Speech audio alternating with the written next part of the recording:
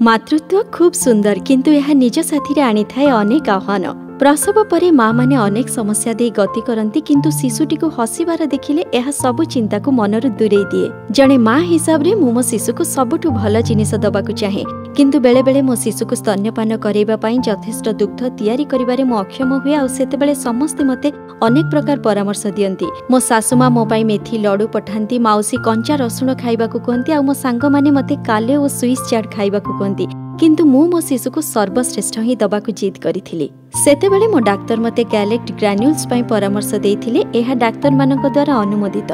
गैलेक्ट granules होची एक natural agent जहाँकि प्राकृतिक सामग्री को नहीं तैयारी होइथाय।